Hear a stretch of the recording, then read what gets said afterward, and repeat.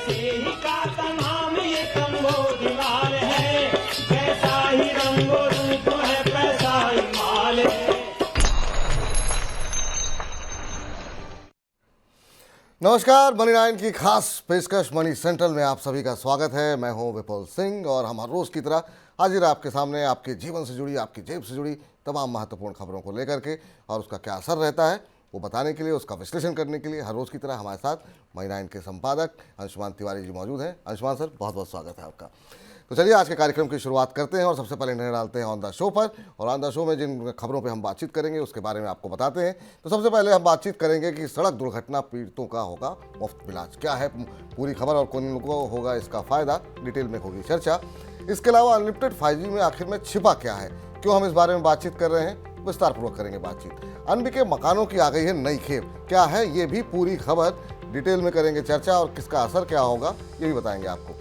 और अनाज की महंगाई पहले से ही परेशान कर रही थी और अब मोटे अनाज भी होने लगे हैं महंगे। क्यों कह रहे हैं ऐसा, बताएंगे आपको थोड़ी ही देर में। डूब गया बैंकों का कितना कर्ज, बैंकों के ऊपर किस तरीके से जो है कर्ज को लेकर के स्थिति बनी हुई है, इस पर भी आज हम करेंगे डिटेल में बातचीत। और सबसे आखिर में बात होगी क्या गेहूं की आ गई है आयात की नौबत, क्या है पूरा मामला, डिटेल में होगी बातचीत। लेकिन शुरुआत आज की महत्वपूर्ण खबर के साथ करते हैं। सड़क दुर्घटना के प्रभावितों को अस्पतालों में कैशलेस उपचार का नियम जल्द लागू हो सकता है। केंद्रीय सड़क और परिवहन मंत्रालय अगले 3-4 महीने में इस योजना को लागू करने पर काम कर रहा है। सड़क परिवहन और राजमार्ग सचिव अनुराग जैन ने ये जानकारी दी। ये व्यवस्था कुछ राज्यों में पहले से लागू है और अब केंद्र सरकार इसे देश भर में लागू करने की योजना बना रही है। सर, इस तरह की प्रक्रिया काम कैसे करेगी? ये केंद्र सरकार की तरफ से एक महत्वपूर्ण घोषणा की गई जो काफ़ी सड़क क्षेत्र के लिहाज से काफ़ी महत्वपूर्ण है और जानना ज़रूरी है। केंद्र सरकार ने कहा है कि जो सड़क दुर्घटनाओं के पीड़ित हैं उन्हें मुफ्त और कैशलेस इलाज मिलेगा। ये अभी इसका स्ट्रक्चर स्पष्ट रूप सामने नहीं आया है कि ये कैशलेस इलाज केवल सरकारी अस्पतालों में ही मिलेगा या निजी अस्पतालों में मिलेगा, क्योंकि विपुल जी अगर इसे निजी अस्पतालों में देना होगा तो सरकार को फिर निजी अस्पतालों के लिए इसके लिए सब्सिडी की और पैसे की व्यवस्था करनी होगी। लेकिन जो अभी नई व्यवस्था है जिसके तहत घोषणा की जा रही है, देश के कुछ राज्यों में ये सुविधा अभी भी उपलब्ध है, सीमित तौर पर उपलब्ध है, लेकिन इसे पूरे देश में लागू किया जा रहा है। इस की विस्तृत जानकारी की प्रतीक्षा है। लेकिन इसके लिए सरकार जो भारत का मोटर व्हीकल एक्ट है 2019 का, इसमें एक संशोधन भी लेकर आएगी जिससे इसे पूरे देश में एक समान रूप से लागू किया जा सके। चलिए, अगर ऐसी व्यवस्था होती तो निश्चित रूप से भारत जैसा देश जहाँ पर लगातार हम देखते हैं कि बड़ी संख्या में मौतें और लोग घायल होते हैं सड़क दुर्घटनाओं में, उनके लिए एक बड़ी राहत भरी खबर होगी। लेकिन देखते हैं इस पर आगे का क्या फ्रेमवर्क निकल करके आता है। टेलीकॉम रेगुलेटर TRAI ने टेलीकॉम कंपनी भारती एयरटेल और रिलायंस जियो से कहा है कि वे ग्राहकों को अनलिमिटेड 5G डेटा को लेकर नियम तथा शर्तों को स्पष्ट तौर पर दिखाएं।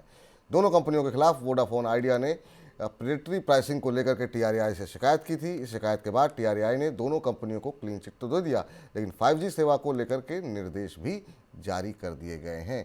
सर, टेलीकॉम कंपनियों से किस तरह के जवाब की मांग रहा है TRAI? 5G अनलिमिटेड को लेकर टेलीकॉम सेक्टर के 3 ऑपरेटर्स के बीच में आपस में खींचतान मची हुई है। जियो और एयरटेल आपको एक 5G अनलिमिटेड सेवा देते हैं ग्राहकों की, जिसमें एक निर्धारित राशि पर आप अनलिमिटेड डेटा का इस्तेमाल 5G की स्पीड पर कर सकते हैं।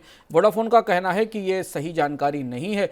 कंपनियां बाजार में ज़्यादा बड़ा हिस्सा हथियाने के लिए, जो कि उनके पास पहले से है, प्रेडेटरी प्राइसिंग कर रही हैं और इस प्राइसिंग के जरिए बाकी जो कंपनियाँ हैं जो बाजार में उपलब्ध हैं उनके साथ अन्याय हो रहा है, उनके साथ बाजार की प्रतिस्पर्धा खत्म हो रही है। ये मामला पिछले 2-3 महीने से TRAI की मेज पर है और TRAI ने अब ये कहा है इन दोनों कंपनियों से कि वो स्पष्ट करें ग्राहकों को कि वो अनलिमिटेड प्राइसिंग से, अनलिमिटेड ऑफर से उनका मतलब क्या है 5G के, इसकी स्पष्ट नियम और शर्तें क्या हैं। अभी हमें और बाकी लोगों उपभोक्ताओं को भी ये नहीं पता है कि जब कोई कंपनी आपको 5G अनलिमिटेड एक्सेस देती है तो क्या कहती, कितनी बैंड की कितनी स्पीड मिलेगी, कितना डेटा आप इस्तेमाल कर सकेंगे 30 दिन के अंदर। एयरटेल ने हाल में अपनी 5G अनलिमिटेड डेटा को लेकर कुछ चीज़ें स्पष्ट करने की कोशिश की है कि कमर्शियल यूसेज जो डेटा का होगा वो 300 GB 30 दिन में अधिकतम होगा, ये कहा जा रहा है एयरटेल की तरफ से कहा गया है। ये इसलिए परिस्थिति और ये स्पष्ट होना ज़रूरी है ताकि ग्राहकों को पता चल सके कि 5G के लिए वो जो प्रीमियम सर्विसेज पे करते हैं, जो प्रीमियम प्राइस पे करते हैं, उसके बदले उन्हें कितना कितने कमर्शियल यूज़ की है, कितने डेटा की ज़रूरत होगी। दूसरा एक महत्वपूर्ण पहलू वो भी अभी चर्चा में नहीं आया है, ये शिकायत काफ़ी समय से है कि 5G सर्विस की क्वालिटी अच्छी नहीं है। अगर डेटा अनलिमिटेड मिल भी रहा है तो स्पीड नहीं मिल रही है लोगों को। 4G की औसत स्पीड लोगों को 5G में मिलती है। इसका प्रावधान अभी नहीं किया गया है, लेकिन ग्राहकों की तरफ से बात बार बार कही जा रही है कि 5G सर्विस के नाम पर जिस तरीके का पेमेंट वो कर रहे हैं, जिस तरीके की सर्विस की गारंटी या वादा उन्हें किया गया था, उस तरीके की 5G स्पीड उपलब्ध नहीं है। ये काफ़ी महत्वपूर्ण बात कही सर आपने, क्योंकि मेरे भी एक दो मित्र हैं, उनसे बेहतर 4G की स्पीड मेरे फ़ोन में चल रही थी जितना कि उनके पास 5G था। उनको बड़ी समस्या हो रही है और प्राइसिंग वो ज़्यादा पे कर रहे हैं, तो एक बड़ा कंसर्न है। लेकिन चलिए आगे देखते हैं इसको लेकर के क्या कुछ कदम उठाए जाते हैं। देश की रियल एस्टेट इंडस्ट्री में बढ़ती मांग को देखते हुए डेवलपर्स की तरफ से नए प्रोजेक्ट्स को लॉन्च करने की अब रफ्तार बढ़ गई है, जिस वजह से रियल एस्टेट इंडस्ट्री में कुल इन्वेंट्री मांग के मुकाबले ज़्यादा हो गई है। रिपोर्ट के मुताबिक इस साल अप्रैल से सितंबर के दौरान रियल एस्टेट सेक्टर में इन्वेंट्री में 28% की ग्रोथ दर्ज की गई, जबकि बिक्री की ग्रोथ करीब 25% है। इन आंकड़ों की तुलना अगर पिछले साल से करें तो पिछले साल बिक्री की ग्रोथ ज़्यादा थी और इन्वेंट्री बनने की ग्रोथ कम। इस साल रियल एस्टेट सेक्टर में कुल इन्वेंट्री 1.04 लाख करोड़ के रिकॉर्ड स्तर पर पहुंच चुकी है। सर, इन्वेंट्री की डिटेल क्या कुछ कह रही है और कहां पर ज़्यादा इन्वेंट्री देखने को मिल रही है? ये आंकड़ा करीब से समझना जरूरी है। आमतौर पर आप किसी और क्षेत्र में अगर बिक्री से इन्वेंट्री ज़्यादा है तो ये माना जाता है कि बाजार आने वाली मांग के लिए तैयार है, पर भारत के भवनों में या मकानों के बाजार में एक बड़ा शिफ्ट आ चुका है। हम आपको बता रहे हैं, भारत में अधिकांश मकान जो बिक रहे हैं वो 50 लाख प्लस के सेगमेंट में बिक रहे हैं, 50 लाख और 1 करोड़ और से ऊपर के बिक रहे हैं। सस्ते मकान नहीं बिक रहे हैं। इसलिए जैसे ही मकानों की इन्वेंट्री का, अनबिके मकानों का आंकड़ा थोड़ा सा बढ़ता दिखता है, बाजार में चिंता होना स्वाभाविक है। चिंता क्यों, इस प्रमाद में आते हैं। पहले हम आंकड़ा समझने की कोशिश करें। 1.45 लाख करोड़ रुपए के मकान अनबिके पड़े हुए हैं और अब चूंकि इस साल बिक्री की रफ्तार थोड़ी धीमी है और इन्वेंट्री की ज़्यादा है, तो ज़्यादा बड़ी चिंता दिखाई दे रही है। इसमें सबसे ज़्यादा जो बड़ी इन्वेंट्री है वो बड़े डेवलपर्स के पास है। DLF के पास, प्रेस्टीज एस्टेट के पास 19,000 करोड़ की इन्वेंट्री है। लगभग इतनी ही इन्वेंट्री DLF के पास दिखाई दे रही है। गोदरेज प्रॉपर्टीज़ के पास 17,000 करोड़ की इन्वेंट्री है। ओबेरॉय रियल्टी और पूर्वांकरा के पास करीब करीब 8-8 हज़ार करोड़ रुपए की, दोनों के पास अलग अलग 8-8 हज़ार करोड़ रुपए की इन्वेंट्री है। ये पिछले 5 साल के औसत के हिसाब से काफ़ी ज़्यादा है और इसमें अधिकांश इन्वेंट्री भारत के उन्हीं प्रमुख प्रॉपर्टी बाजारों में है, चाहे वो दिल्ली और मुंबई, नवी मुंबई, दिल्ली NCR के बाजार हों, जहाँ ये इन्वेंट्री तैयार हो रही है।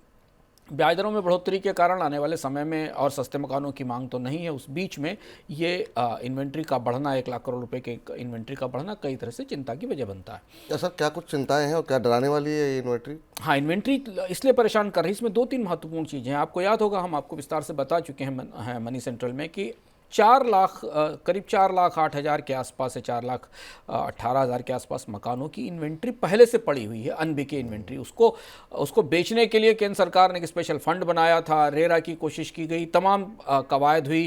अमिताभ कांत जो कि G20 के शेरपा थे, उनकी लीडरशिप में एक कमेटी भी बनाई गई थी, लेकिन कोई रास्ता नहीं निकला। वो 4 लाख से ऊपर मकान आज भी बने खड़े हैं और उनमें बैंकों का, सामान्य लोगों का, जिन्होंने लोन रखा हुआ, पैसा फंसा हुआ और उनकी बिक्री नहीं हो रही। इसलिए 1 लाख करोड़ की नई इन्वेंट्री चिंता करती है, क्योंकि 4 लाख करोड़ के मकान अभी नहीं बिके और 1 लाख करोड़ की इन्वेंट्री हो गई। दूसरी चीज़ है कि इस आंकड़े को थोड़ा व्यापक संदर्भ में देखा जाए तो ये दिखाई दे रहा है कि पिछले 33 महीनों में कंपनियों ने जितने मकान बेचे हैं भारत में, उसके बराबर है ये इन्वेंट्री। यानी पिछले 33 महीनों की जो करंट सेल है उसके बराबर इन्वेंट्री खड़ी हुई है। तो यानी इतनी इन्वेंट्री को खपाने के लिए इतनी ही सेल जितनी आज चल रही 33 महीनों तक होगी, तब जाकर ये इन्वेंट्री खत्म हो पाएगी।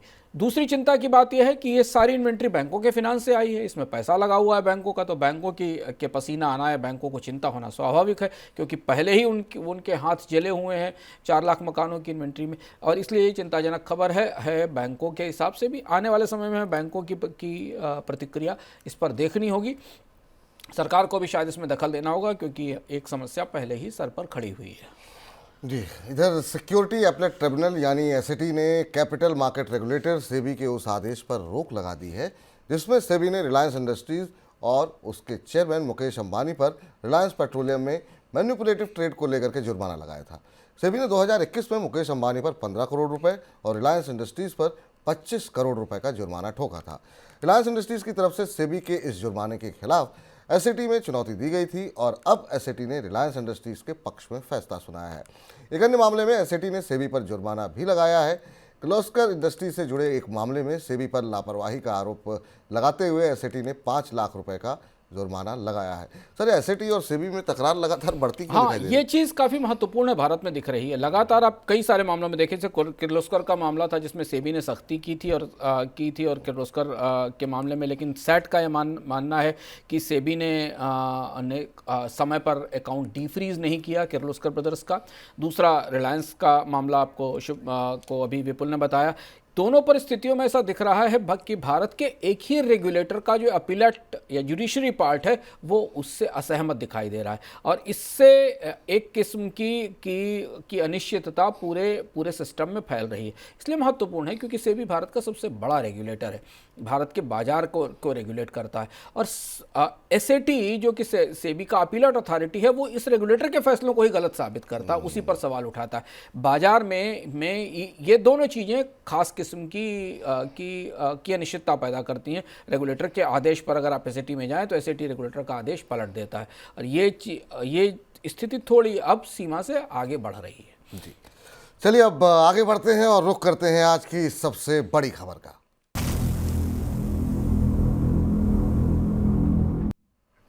वित्त वर्ष 2022-23 के दौरान देश के बैंकों ने 2 लाख करोड़ रुपए से ज्यादा के कर्ज को राइट ऑफ किया है।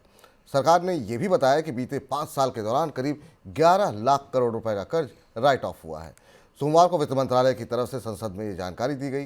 वित्त मंत्रालय की तरफ से ये भी बताया गया कि वित्त वर्ष 2021-22 के दौरान बैंकों ने 1.75 लाख करोड़ रुपए का कर्ज राइट ऑफ किया है। सर, सबसे पहले तो हमारे दर्शकों को बताइए कि राइट ऑफ का मतलब होता क्या है? अगर आप पिछले 3-4 साल की खबरों को करीब से देखें तो भारतीय बैंकों की तरफ से लोन को बट्टे खाते में डालने या राइट ऑफ करने की प्रक्रिया बहुत तेजी से बढ़ी। से आमतौर पर काफ़ी विवादित प्रक्रिया माना जाता था, पर अब हर 3-4 महीने में आंकड़ा आता है और एक नया आंकड़ा आता है। राइट ऑफ का मतलब होता है कि बैंक जिन कर्जों की वसूली नहीं कर सकते हैं उन्हें अपनी बैलेंस शीट से हटा देते हैं। हटाने से पहले वो उस हटाए गए कर्ज के बदले प्रोविजनिंग कर देते हैं, अपनी पूंजी निकाल कर रख देते हैं। ये बैंकिंग प्रक्रिया की व्यवस्था है जिसे प्रोविजनिंग कहा जाता है। तो तकनीकी तौर पर बैंक के मान लेते हैं कि इतनी पूंजी डूबी, उन्होंने अपने रिजर्व से या अपने इक्विटी से उठाकर वो पूंजी दे दी, बैंक में रख दी और ये राइट ऑफ करके हटा दिए गए।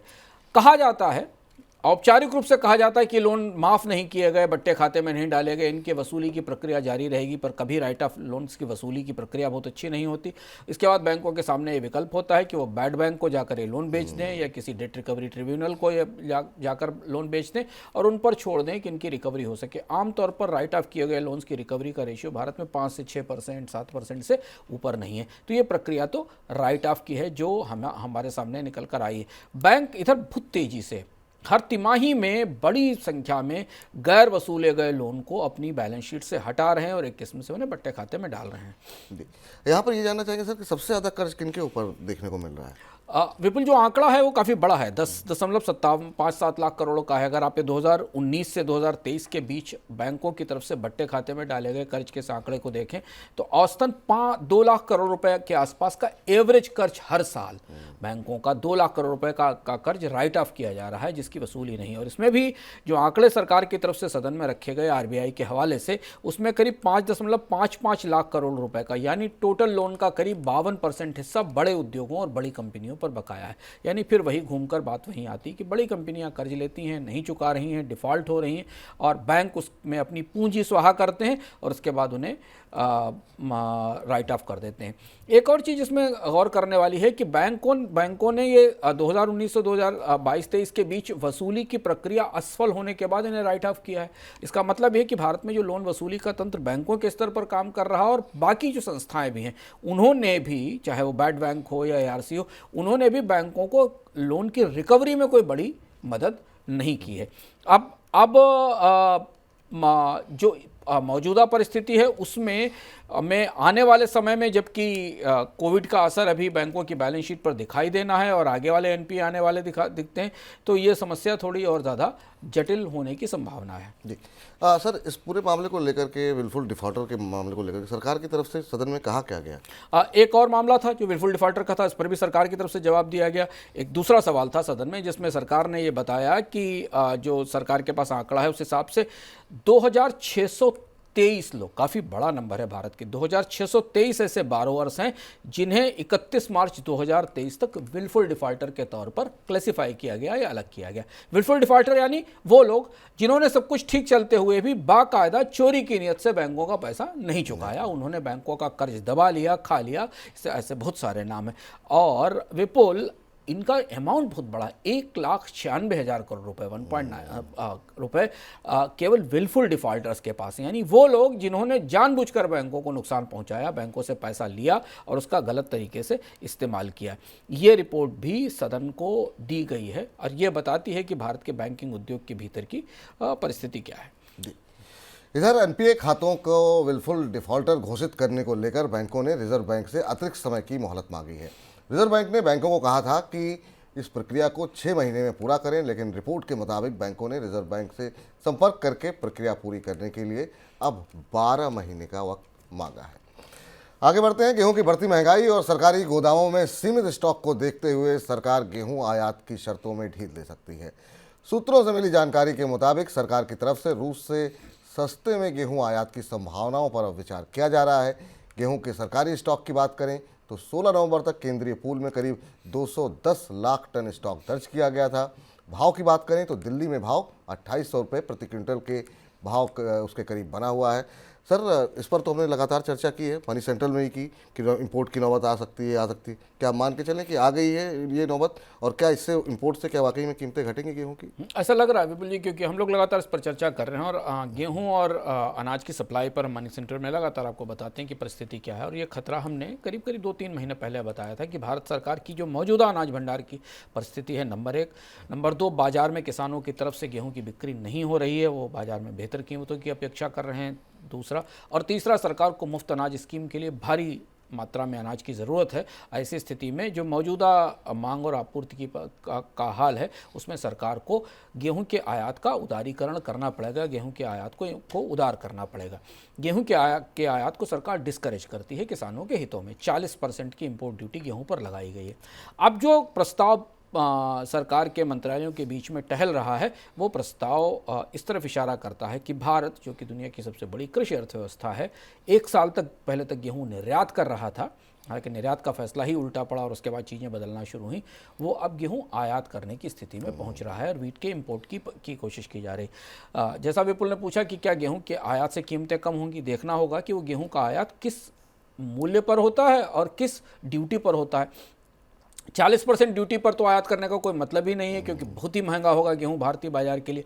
माना जा रहा है, सूत्र बता रहे हैं कि शायद गेहूं के इंपोर्ट पर ड्यूटी को आधा कर दिया जाएगा, 15 से 20% कर दिया जाएगा, तब जाकर वो गेहूं कहीं ना कहीं भारतीय बाजार के हिसाब से कॉम्पिटिटिव होगा। लेकिन जो बाजार में 2800-2900 रुपये की कीमत चल रही है क्विंटल की, ऐसा माना जा रहा है। हालांकि रूस का गेहूँ लाने की बात है जो कि थोड़ा दुनिया के बाजार में सस्ता है, लेकिन अभी भी भारतीय बाजार में पहुँचते पहुँचते रुपये की डॉलर की एक्सचेंज वैल्यू को मिलाकर वो लगभग उसी स्तर पर पड़ेगा, उसी स्तर पर दिखाई देगा जो भारतीय बाजार में है। हो सकता है आयात में थोड़ा ज़्यादा उदारीकरण सरकार करे, तब शायद सेंटीमेंट कुछ बदलेगा और बाजार में कीमतें कम होंगी। सर, इंपोर्ट को लेकर के और कोई ऑप्शन मौजूद है सरकार के पास? तात्कालिक तौर पर सरकार के पास एक दूसरा ऑप्शन मौजूद है कि गवर्नमेंट टू गवर्नमेंट लेवल पर इंपोर्ट किया जाए। अगर आप बाजार में लोगों को आयात की छूट नहीं देना चाहते तो G2G लेवल पर इंपोर्ट कर सकते हैं। अगर G2G लेवल पर इंपोर्ट किया जाए तो इंपोर्ट सरकार के बफर स्टॉक में आ सकता है। बफर स्टॉक अगर बढ़ेगा तो शायद बाजार को एक संकेत मिलेगा कि गेहूं की आपूर्ति अब बाजार में पर्याप्त रहेगी। दूसरी चीज़ महत्वपूर्ण ये है कि ये फैसला इस ऐसे समय पे भी सामने आने की संभावना है, क्योंकि अभी सरकार को लग रहा है कि रबी की सोइंग बुआई पिछड़ी हुई है। इस साल एल निनो का असर है मौसम पर, गर्मी के कारण रबी के गेहूं की उपज कम होगी। पिछले साल भी कम हुई थी, हमने गर्मी का असर देखा था। ऐसी स्थिति में भी बाजार का सेंटीमेंट अगले 2-3 महीनों में और ज़्यादा बिगड़ेगा गेहूं की महंगाई को लेकर। तो अगर सरकार चाहे तो G2G लेवल पर इंपोर्ट करके अपने बफर स्टॉक में गेहूं ला सकती है और मुफ्त अनाज वितरण स्कीम में उसका इस्तेमाल कर सकती। ऐसी स्थिति में बाजार में ज़्यादा गेहूं उपलब्ध होगा, सरकार को कम खरीदना पड़ेगा, तो शायद बाजार में आपूर्ति बढ़ेगी। जी, इधर भारतीय कृषि अनुसंधान संस्थान यानी कि ICAR के वैज्ञानिकों ने किसानों के लिए गेहूं की खेती पर एडवाइजरी जारी की है। एडवाइजरी में किसानों को गेहूं की खेती 25 दिसंबर तक खत्म करने के लिए कहा गया है। ICAR के वैज्ञानिकों का कहना है कि गेहूं की बुआई का प्रमुख सीजन बीत चुका है और अब सिर्फ उसी फसल की खेती हो सकती है जो जल्दी पककर तैयार हो जाती है।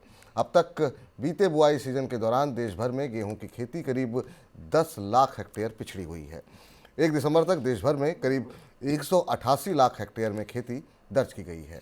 अब सर ICAR की इस एडवाइजरी के मायने हैं क्या? ICAR की एडवाइजरी हमें मौजूदा कृषि परिस्थिति के बारे में थोड़ा चिंता में डालती है। एक तो 25 दिसंबर तक इतनी जल्दी गेहूं की बुआई नहीं हो सकती, क्योंकि खरीफ के, हमने आपको कल ही परसों के कार्यक्रम में बताया था कि खरीफ की हार्वेस्ट लेट होने के कारण खेत तैयार नहीं थे और इसलिए गेहूं की बुआई नहीं शुरू हुई। ICAR का कहना यह है कि इस साल मौसम में गर्मी बढ़ने की संभावना है, जो कि सबको पता है। एल नीनो के कारण तापमान ऊँचा रहेगा। ऐसी स्थिति में जो भी सर्दी का हिस्सा है, जहाँ पर गेहूँ को थोड़ी सर्दी का या कम तापमान का फ़ायदा मिलेगा, वो अगले 1 महीने के भीतर यानी दिसंबर के अंत से लेकर जनवरी तक मिलेगा।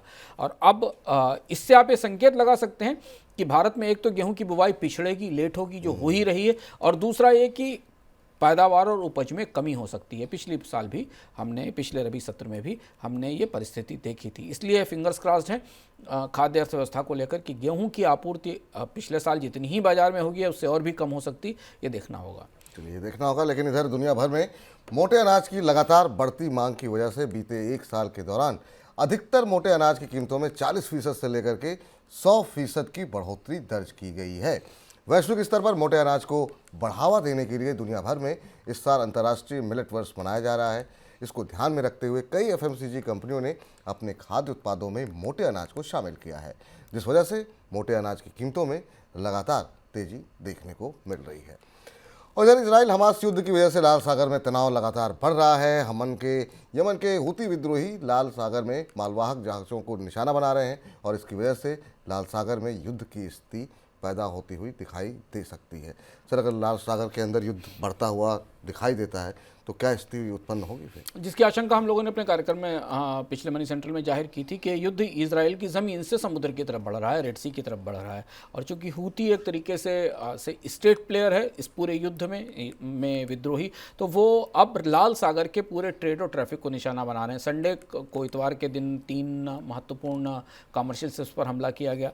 इसका असर इस सामने दिखाई दे रहा है कि ये जो रेड सी का पूरा टेरेन है, जहाँ से मेडिटेरियन से, भूमध्य सागर से रेड सी होते हुए इंडियन ओशन तक जो ट्रैवल होता है यहाँ 2 बड़े खतरे दिख रहे हैं। एक तो ये कि तत्काल शिपिंग कंपनियों ने यहाँ वार प्रीमियम बढ़ा दिए हैं, यानी इस हिस्से में अब इंश्योरेंस महंगा हो गया है शिपिंग कंपनियों के लिए, क्योंकि जहाज़ों के डूबने का, उन पर हमले का खतरा दिखाई दे रहा है। दूसरा ये कि इस हिस्से से ऑयल और फूड ग्रेन का बड़ा मूवमेंट होता है, उस मूवमेंट पर असर पड़ने की संभावना है। और चूंकि ये हिस्सा सीधे जंग का मैदान युद्ध के भीतर जा रहा है, तो और भी इसके बहुआयामी असर तटीय अर्थव्यवस्थाओं और आसपास की अर्थव्यवस्थाओं पर होंगे। तो चलिए, खबरें भी और भी बहुत सारी हैं और उन पर नजर डालते हैं फटाफट हमारे खास सेगमेंट झटपट में।